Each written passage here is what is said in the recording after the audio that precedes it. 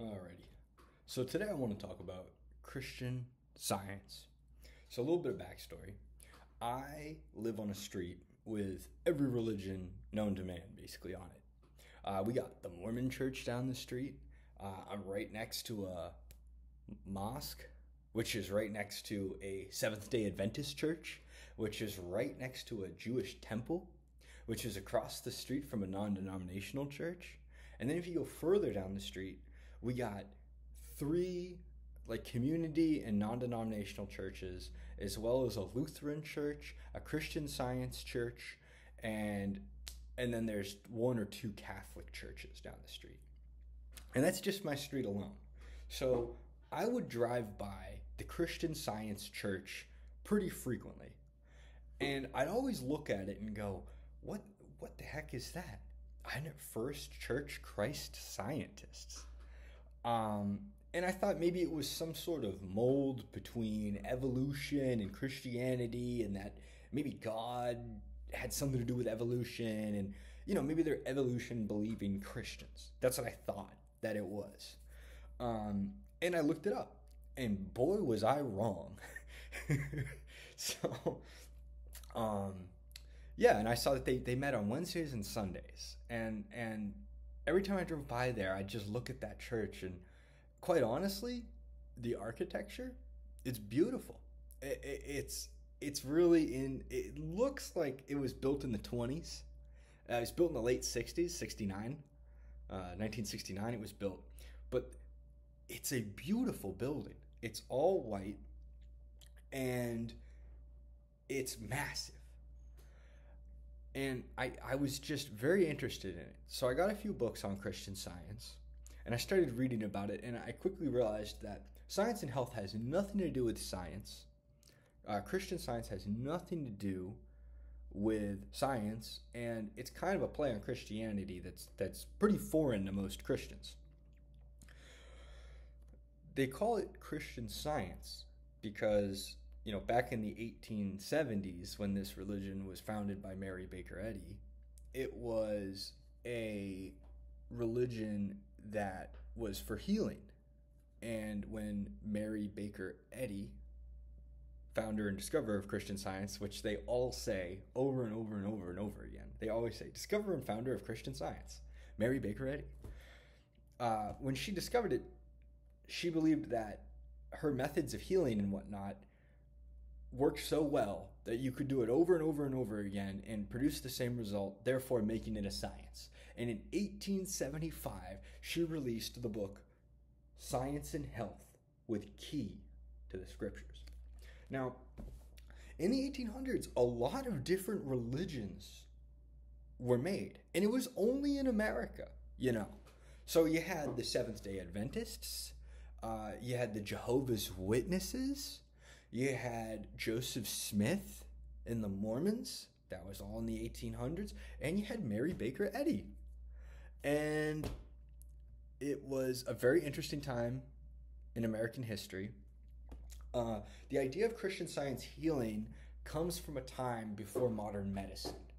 There's a lot of people suffering, and a lot of people prayed to God. But there wasn't Christian Science yet. So a lot of people believed in Christian Science healing and believed that if you prayed for healings, it would come. It's a lot like the modern day faith healing movement.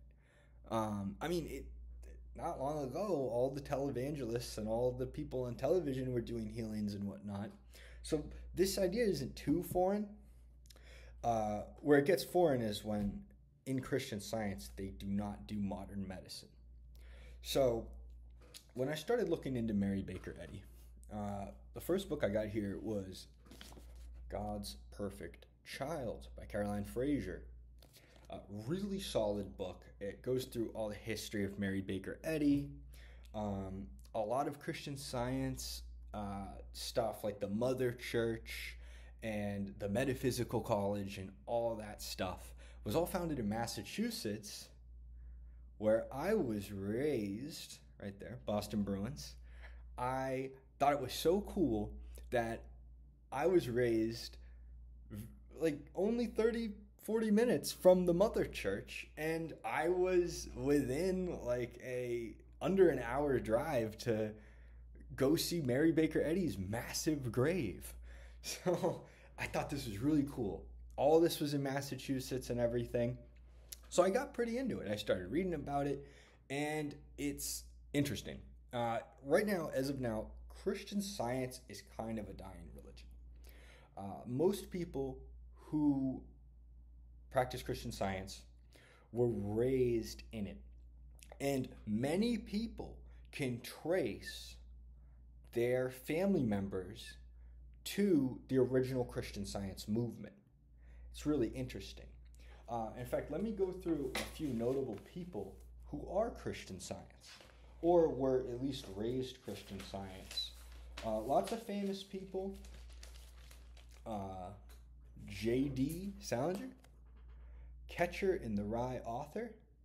He was raised Christian Science. Well, he wasn't raised Christian Science. He adopted Christian Science, as well as Hinduism and any Eastern religion stuff. He was all over it. Salinger was all over the place. Two of Richard Nixon's aides, like the left and right-hand man to Richard Nixon, H.R. Haldeman and John Ehrlichman. They were both Christian scientists under Richard Nixon, our 37th president. Where is it? I got a picture of these two guys right here in this magazine about Watergate. There they are right there. They were Christian Science in the 70s. We had the mother of Marilyn Monroe. Marilyn Monroe's mother was a Christian Scientist. I don't believe Marilyn Monroe practiced. Ellen DeGeneres grew up Christian Science. The mother of Robin Williams, she was Christian Science. Joan Crawford, one of the few conversions that I've seen, was raised Catholic but converted to Christian Science.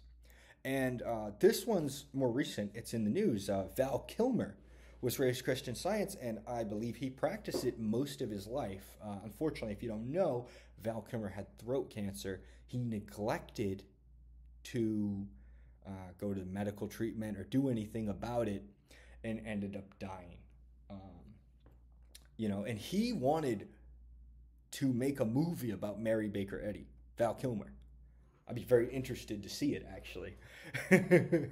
But you see, it was cool to be Christian Science back in the day. It was, I don't want to talk about Scientology, but, a lot of actors and a lot of famous people were Christian Scientists, or their parents were at least.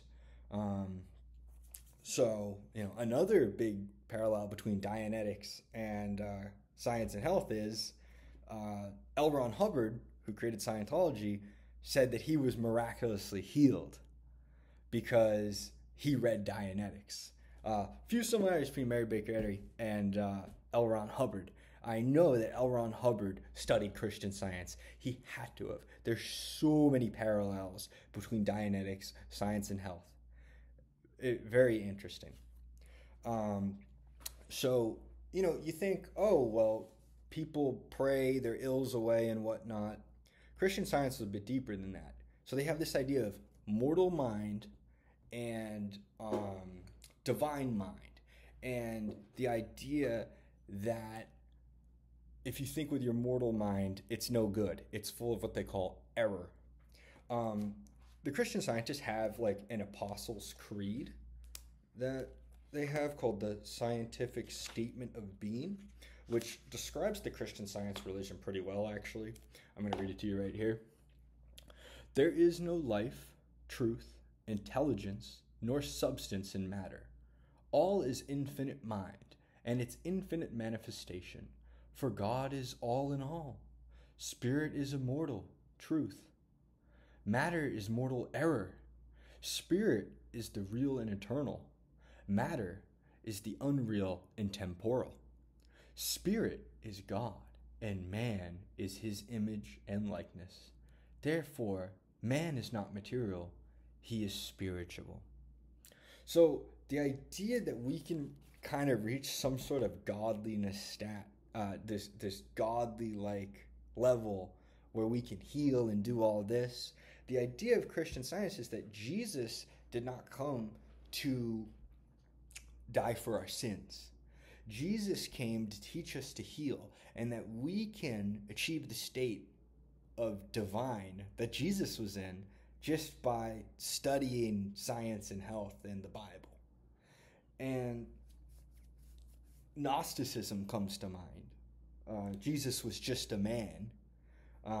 Christian Science also denies the Trinity. Mary Baker Eddys says that the Trinity is like polytheism, Father, Son, Holy Spirit, because they don't see Jesus, God, and all that. Like they believe humans can be like gods. It's manifestation. It's metaphysics.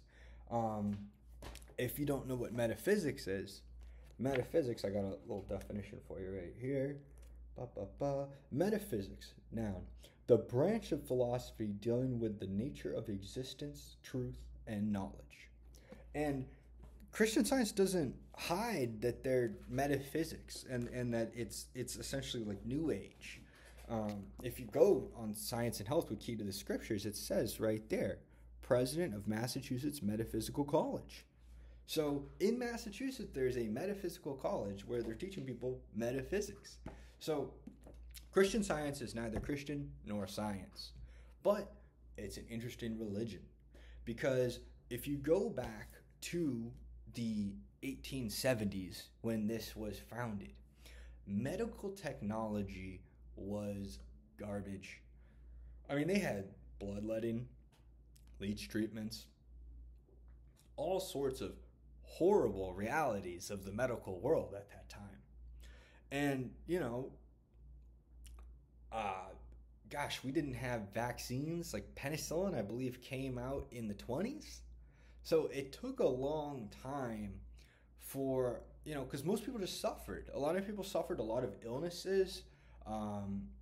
And God, you'd pray to God to be healed. And I don't think you needed the help of Mary Baker Eddys to get your healing. Now we live in a time of modern medicine with the idea that God created this medicine. In fact, there's a whole Family Guy episode about this. I don't know if you're an avid Family Guy viewer, but there's a whole Family Guy episode where these two Christian parents refuse to take their kid to the doctor because they're praying for him. I don't think they ever mentioned Christian Science in the episode, but I remember Lewis breaks into the house and steals the kid, tries to get the kid to go to the doctor and all that. Those people were Christian scientists. So that's kind of interesting, right? So in my quest for knowledge regarding Christian Science, I took the leap into the Christian Science church. At first, I went to a reading room because I just wanted to know more.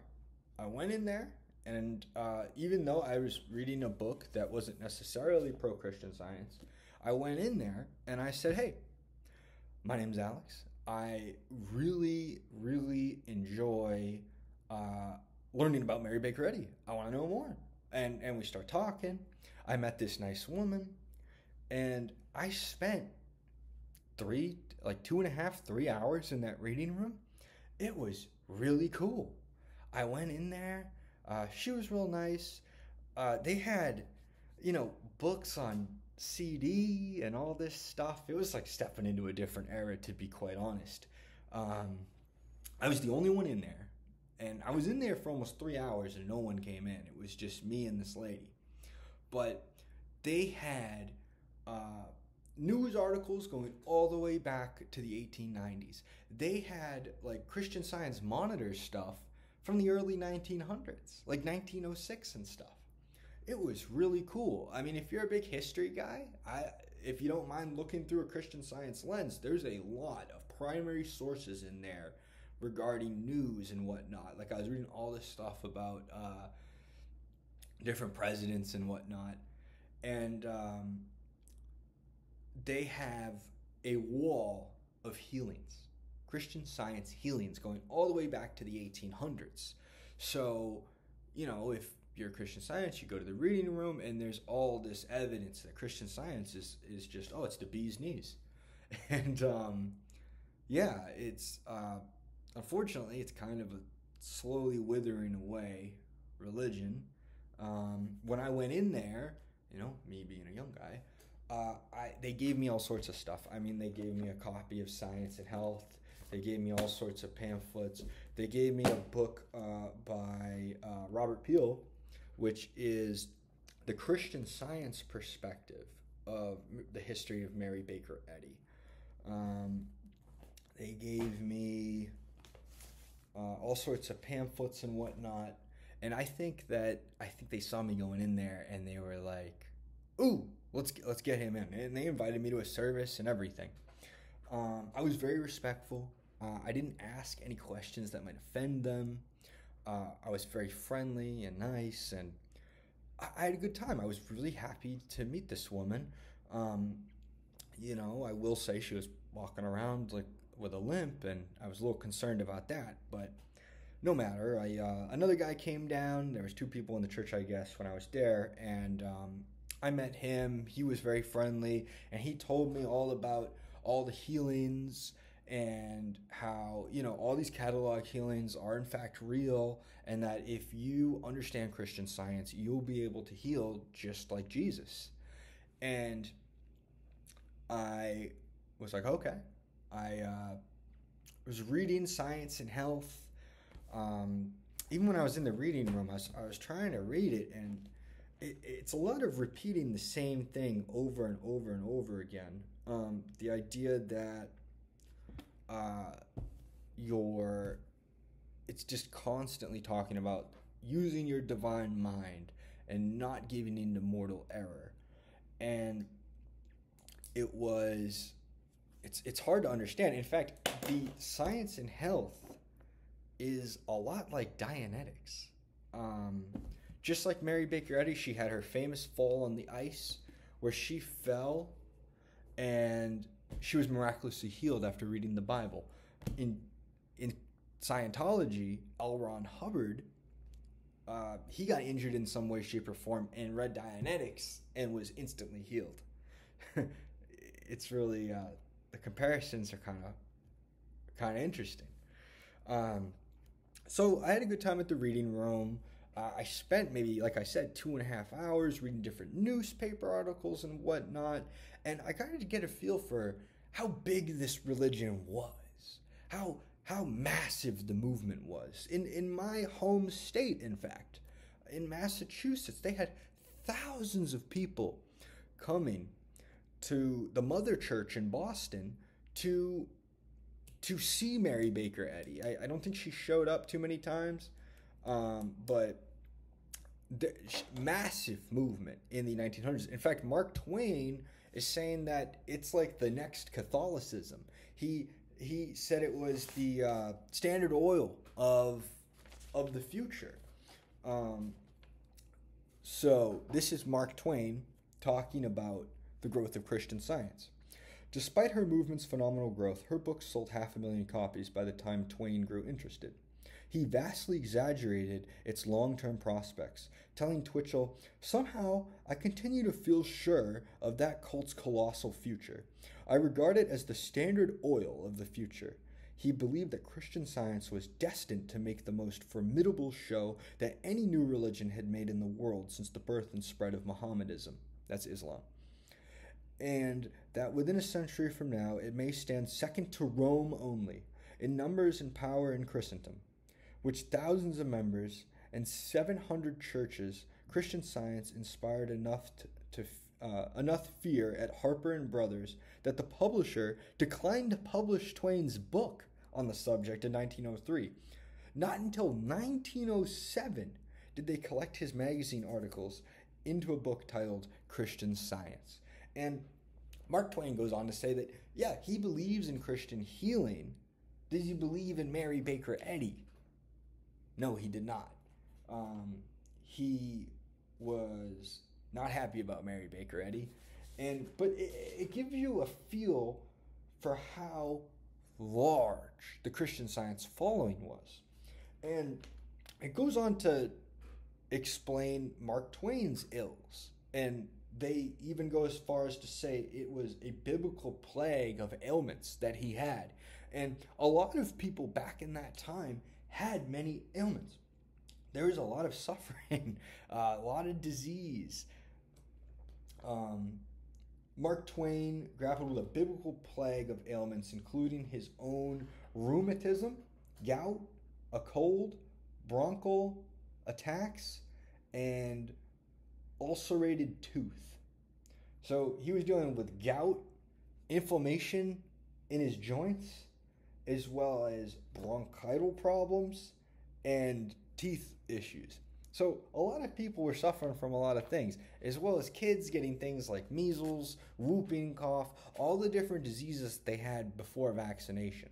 And you want to talk about what really killed Christian Science, because it's been pretty dead since the 90s, to be totally frank, was vaccinations.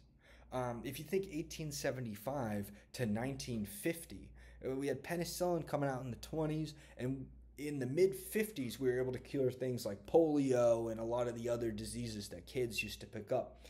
And if you think of between 1875 and 1955, there was a whole lot of medical advancement.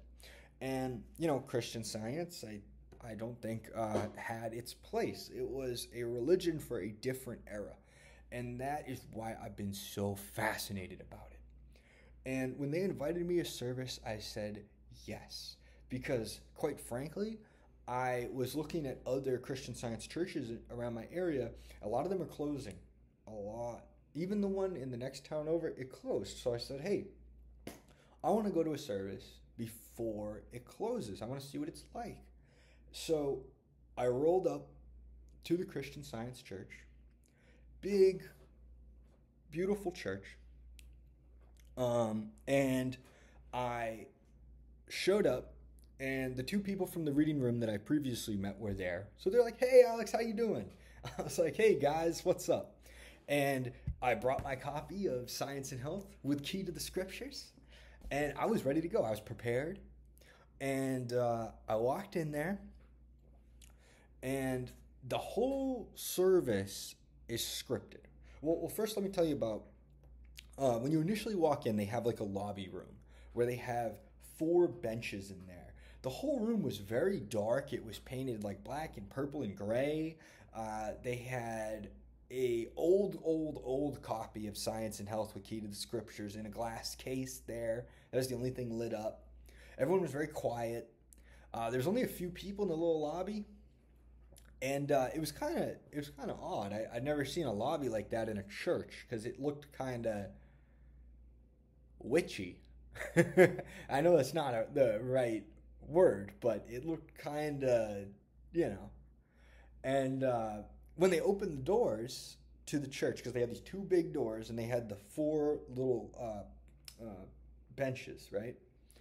And you walk in, it looks like a pretty standard Christian church. They had the pews and everything. Nobody's kneeling or anything. There's no kneeling going on. But they had 2 gold plaques. One with a quote from that said, like, God is love, by Mary Baker Eddys, with the quote. And there's another quote about divine mind in gold. And there wasn't any pictures of Jesus. There wasn't any crosses in the church. It was there wasn't pictures of Mary Baker Eddys, although the reading room was filled with pictures of Mary Baker Eddys, which is kind of interesting. Do they deify Eddie in the reading rooms? I think they deify her a little bit, and I think somebody claimed that she was also mentioned she was the woman in Revelations. But despite that, so they started the service, and I will say the woman singing had a beautiful singing voice. It was more traditional piano, organ, and singing, and I thought that was kind of nice. I was like, oh, wow. And then it got into the readings. So they have their own version of the Lord's Prayer where they intercede throughout the Lord's Prayer. So they say, Our Father, which art in heaven. And then someone would intercede and say, Our Father, Mother God, all harmonious. And they say Father, Mother God. Hallowed be thy name, adorable one. That's what you say after that. The kingdom come, the kingdom is come, and thou art ever present. The kingdom come, when they talk about heaven in Christian Science, there is no heaven because Jesus did not die for our sins, because Jesus was a healer. Therefore, there's no sin to die for. Jesus was a man just like us. That's why I say Gnosticism. So they don't believe in sin. They don't believe in heaven and hell, which is, I mean, the Mormons are like that. They don't believe in the biblical heaven and hell like most Christians do. So every line of the Bible that they read in service is then interpreted in Science and Health. So every verse is followed by a verse for Science and Health, and they'll pick little verses, cherry pick things, and then have the Science and Health verse so it all correlates together and it sounds like it's all the same thing. If you're raised Christian and you went to church on Sundays as a kid, even like a little bit, you'd probably be able to see a lot of the stuff that's odd and different. And a lot of the people who practice Christian Science, who are at the church, were raised Christian Science. A lot of people can trace their family history to the founding of Christian Science, or at least, their great-great-grandfather found it, in the 40s or something. Like, not a lot of new converts unless you do what I did and you walk into the reading room, and then they will come and they'll be like, oh, listen, you got to do this and that, and you have you heard about this? And yeah, it's really interesting, and that's why I really wanted to check it out, and I wanted to go to a church, and I wanted to see it, because I don't know how much longer it's going to be around. Because I wrote up a timeline over here on Christian Science, and 1875 it's founded. By the 1880s, they have over 100 Christian Science churches in America, and it's possibly a new major religion, just like Mark Twain was talking about there, saying it was going to overtake Rome, and like Mary Baker Eddys would become the new pope or something like that. And that's really how it felt. And there's a lot of members. During the Great Depression, they gave every Christian, at least one person in every Christian Science family, a job at the mother church. And then, in the 40s, it was big in California. There was active young people in the 1940s. That kind of goes along with all the different people I initially listed out, like Ellen DeGeneres and all of them. All the Hollywood people in California, it was big in California with the young people in the 40s. So that would be people like Ellen DeGeneres' mom. It was big way back then. But, there's not a lot of new converts now. You're either raised it and you live it, you rarely find it. By the 1950s, they had the polio vaccine, a lot of illnesses and whatnot, measles, mumps, and childhood illnesses that, weren't previously explained all too well. We didn't even get germ theory until the 1920s. So from 1875 to 1920, and then by the time you get to the 40s, different vaccines and whatnot come out. In the 50s, they solved polio, and Christian Science, that's a big part of why it was so big, because there was all of these unexplained illnesses going on. By the 1970s, the churches started to decline. I think if I was to go to the church that I went to in 1950, it would have a lot of people. When I went there was maybe 25 people. And the church could have easily fit over 200 people. And it really makes me think, it makes me think about the past and think about the history and, what was this place like back in the day, in the, 1970s. By the 1990s, it was falling apart. Uh, it was falling apart. There's all sorts of lawsuits in the 90s regarding kids and parents not medically treating them. And the alternative to medical help in Christian Science was a Christian Science practitioner. Um, Mortal mind, divine mind, the practitioner would lecture you on that. So if I had an illness, a practitioner would tell me, Alex, you gotta stop talking about your illness and thinking about your illness because your mortal mind is giving you that illness. And if you think with your divine mind, then you'll be able to heal yourself. So the practitioners, they just call you on the phone. It's not someone who comes and sees you or anything. It's like the practitioners are essentially just dealing with people's mental illness. Because there's all these people who are so wound up in all this stuff and divine mind and mortal mind and I'm thinking sin and all.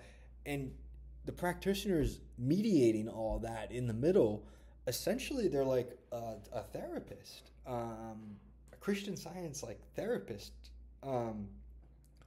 There's Christian Science institutions. There's Principia. If you ever heard of it, Principia is a Christian Science college. You're not vaccinated when you go there, so you can continue your Christian Science beliefs in college. And a lot of the people who go there were raised Christian Science and stay in that bubble. The thing that upsets me the most about Christian Science is all of the older people who gave their life to Christian Science truly believed it. And they have Christian Science, like essentially hospice care, but they won't call it that, where medical staff will pray over you and whatnot. And I live in Florida, and there's a lot around here, unfortunately. There's a lot. I looked up. There's a few around me, and it's sad. Because you die what's called a Christian Science death, which is you succumb to your illnesses like it's the 1600s or something. And nobody really does anything. They pray next to you. And do I think Christian Science is a cult? To a Christian, I could see how they could see it that way. From my personal perspective, when I look, I see people who were unfortunately desperate, really desperate.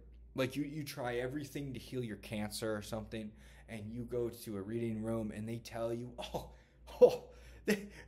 we've been solving cancer since the 1890s. Look at all these records. Look at this guy who's been dead and gone for decades. See, he was healed. A lot of Christian Science healings are little things. Like a common thing was that Mary Baker Eddys suffered from was dyspepsia. I could look up the definition, but I'll just tell you, dyspepsia is essentially stomach discomfort. And that's where we get the term Pepsi, because the carbonation in Pepsi was to solve your dyspepsia. Interesting, right? And so it'd be little things like stomach discomfort, or maybe you have an earache or something, and you would essentially heal yourself. There's a lot of contradictions in Christian Science, but it is what it is. I've been really interested in it in the past few months. I highly recommend this book, God's Perfect Child by Caroline Fraser. And if you're interested in the late 1800s, you're interested in the Christian Science movement, I would definitely check out a reading room. They're really interesting. If you're friendly enough, they'll give you free reading material. They'll give you free stuff. And everyone was very nice. I felt, I feel bad for some people because they were raised with this. And a lot of people believe that, their negative thinking causes their issues in life. And that is sad to me. The thought that if I have any negative thoughts or if anything bad happens to me, it's my fault essentially. And I've watched probably 40, 50 like leaving Christian Science videos of all these kids who were raised in the 60s and the 70s and the 80s. And, most of them were just lucky that they never got diagnosed with an illness. That's really what it is. They were lucky. Even my grandfather's brother died of appendicitis in the 30s. Like, medical technology is not what it is now, and to forego medical technology today is very risky. You look at mortality rates of people before World War II, it was pretty treacherous to be alive. You get a bad enough infection, you're done. Look at people like Friedrich Nietzsche. Didn't he die of chlamydia? He died of a STD that spread to his brain. There's tons of examples of things that are totally curable today that we use antibiotics for that people just didn't have. So many people died of bronchitis because they'd get it and then they'd feel better, but it would still be affecting them and they'd end up passing away sooner than they would. And Christian Science has its place in history. It definitely is of a different era. That's how I felt when I was at the church. That's how I felt when I was at the reading room. I felt like I was stepping into a different era. And that was so cool to me. And if you're interested in Christian Science, I'd check it out. Be nice, be friendly, be respectful of the people who are in it, because some of them are victims, and no amount of shaming them or whatever is gonna help anybody. Anyway, yeah. So if you have any thoughts on Christian Science, if you were raised Christian Science, is any of your other family members of Christian Science, I'd absolutely love to hear about it. Let's have a nice, respectful discussion. And till next time.